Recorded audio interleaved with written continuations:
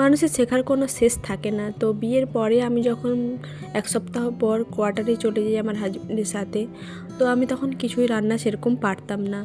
তো আমি ইউটিউব দেখে দেখে রান্না করতাম। তো আমার হাজব্যান্ড আমাকে একদিন মজার ছলে বলেছিল যে, তুমি ইউটিউব দেখে দেখে রান্না করছো, তোমার শ্বশুরবাড়ির লোক কী বলবে যে ইউটিউব দেখে রান্না করে বৌমা। তো তখন খুব হেসেছিলাম দুজনে এই কথাটা শুনে। আর দেখো আজ ইউটিউব দেখে দেখে রান্না করতে করতে আমি অনেক কিছুই রান্না শিখে গেছি।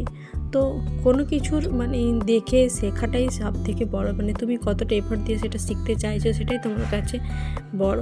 তো আজকে আমি বানাচ্ছি আমার গোপাল আর আমার রাধারানী আর আমার বজরংবলী, এদের জন্য সবার জন্য আমি শ্রীখণ্ডী বানাচ্ছি। তো এটাও অবশ্য একটা রেসিপি যেটা ইউটিউব দেখে দেখেই আমি শিখেছি। তো তোমাদের সাথেও আমি শেয়ার করছি, জানি অনেকেই শেয়ার করেছে, তো আমিও তোমাদের সাথে একটু শেয়ার করে দিলাম। আর এখানে দেখতেই পারছো এতটা সুন্দর দেখতে হয়েছে আর খেতেও কিন্তু খুব অসাধারণ হয়েছিল। এটা আমি দেখেছি যে এই গোপালের মানে প্রিয় খাওয়ার। তো তারপরে পূজা হয়ে গেছে আর যেহেতু এখন খুব গরম পড়েছে, তো আমি এখানে একটু পান্তা ভাত খেয়ে নিলাম।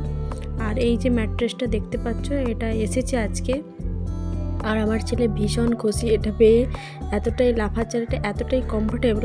তো এই যে গাছের কলার দেখতে পাচ্ছ, গাছ থেকে পেড়ে দিয়ে গেছে একজন। আর এই যে রসুনগুলো নষ্ট হয়ে যাচ্ছিলো তাই আমি একটু রোদে দিয়ে দিলাম। আজকে দুপুরে লাঞ্চে ছিল ভেন্ডি ভাজা, ভাত আর পাতলা করে মাছের ঝোল। তো সব কাজ কমপ্লিট করে আমি একটু রেস্ট করতে চলে গেলাম। টাটা, তোমাদের ভিডিওগুলো কেমন লাগছে অবশ্যই জানিও।